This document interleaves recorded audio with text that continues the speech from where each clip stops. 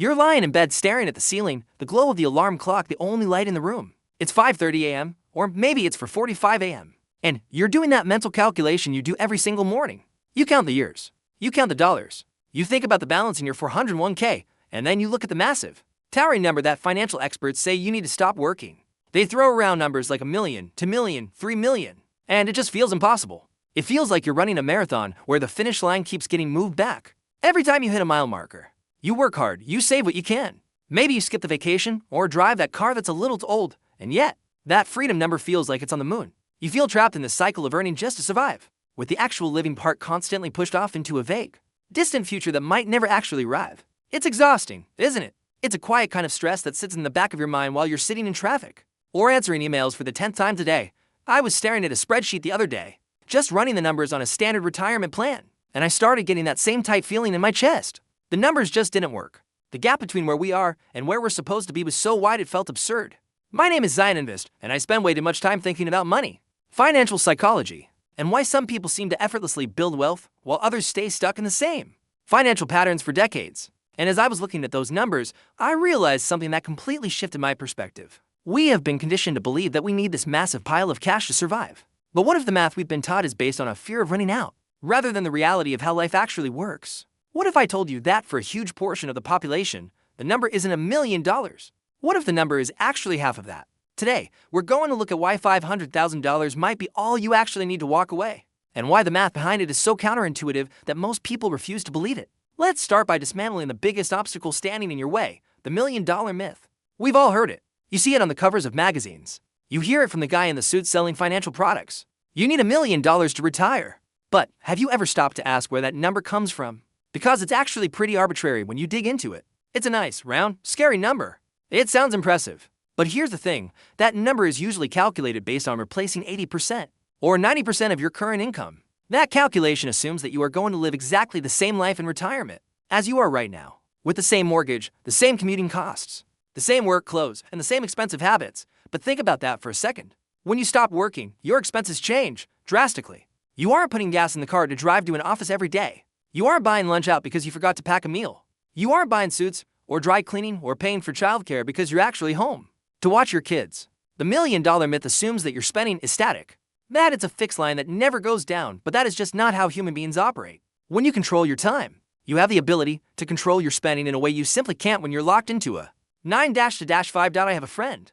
Let's call him Dave. Dave is a classic example of this. He was convinced he needed $1.5 million to retire because he was making $150,000 a year and thought he needed 80% of that to be happy. He was stressed, burning out, and felt like he was on a treadmill. We sat down one weekend and we actually looked at his bank statements from the last year. We highlighted everything that was directly related to him working.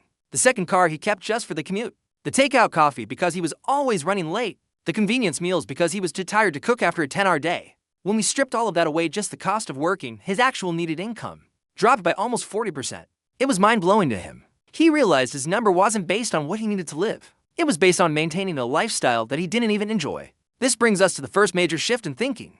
Your retirement number is not a function of your salary. It is a function of your spending. It sounds simple, right? But we so often tie these two things together. If you make $100,000, we assume you spend $100,000. But if you can learn to live on $40,000 or $50, which is totally doable if you don't have the expenses of a job, the math changes entirely. If you only need $40,000 a year to live and we apply a standard, somewhat conservative for percent withdrawal rate, you only need $1 million. But if we apply a slightly more flexible approach, or if we factor in other income sources like a paid-off house or a little side hustle, that number plummets. We're aiming for $500,000 here, so we have to get aggressive about lowering the baseline need. It's not about being frugal to the point of misery. It's about cutting out the things that don't actually bring you joy, which, ironically, are often the things you pay for just to cope with the stress of work. Now, let's talk about the engine that makes this whole thing run, compound interest, but specifically, how it works in the accumulation phase versus the distribution phase. People get terrified of sequence of returns risk. That's a fancy term that basically means, what if you retire and the market crashes immediately? You're selling shares when they're down and your portfolio shrinks faster than it can grow. It's a valid fear. Honestly, it keeps a lot of people working years longer than they need to. But there is a way to armor your $500,000 against this, and it's called variable withdrawal rates. The standard for percent rule is rigid. It says, I have $500,000, I take $20,000, I adjust for inflation, and I never stop. But real life isn't rigid. If the market crashes in year one of your retirement, You don't just keep spending like nothing happened. You tighten your belt. You skip the European vacation that year. You delay buying the new car. This flexibility is a superpower. It's called the Geitenklinger rule if you want to get technical. But we don't need to get bogged down in the jargon. The basic idea is that when the market is down, you spend less. When the market is up, you spend a little more. Think of it like driving on a highway. If you hit traffic, you slow down. You don't just keep flooring it because your GPS told you that you'd be driving at 70 miles an hour. You adjust your speed to match the road conditions. By doing this, you dramatically increase the longevity of your portfolio. Studies have shown that even a small amount of flexibility, like being willing to cut spending by 10% in bad years, can increase your success rate from something like 80% to nearly 100%. Suddenly, $500,000 doesn't look so fragile. It looks resilient because the person holding it isn't a robot. They're a human being capable of adapting. This is the math nobody believes because they want a set it and forget it guarantee. But life doesn't offer guarantees. It offers opportunities to adapt. Here's where the argument gets really interesting. And this is the part that usually makes the skeptics raise their eyebrows. We need to talk about the bridge strategy. When people calculate retirement, they often model it as a 60-year time horizon. You retire at 40, you live to 100. That is 60 years of withdrawals. That is terrifyingly hard to fund with $500,000. But here's the reality. Most early retirees are not trying to fund a 60-year vacuum. They are bridging the gap between their career and the age where traditional safety nets kick in. In the United States, for example, we have Social Security. Even if you think it's going to be reduced or changed, something is likely to be there. If you retire at 40, you aren't trying to make $500,000 last until you're 100. You're trying to make it last until you're 62 or 67. That is a 22 to 27-year window. That is a completely different math problem. You are allowed to deplete your principal. You don't have to die with the same amount of money you started with. In fact, the goal of early retirement isn't to preserve the empire. It's to buy back your freedom.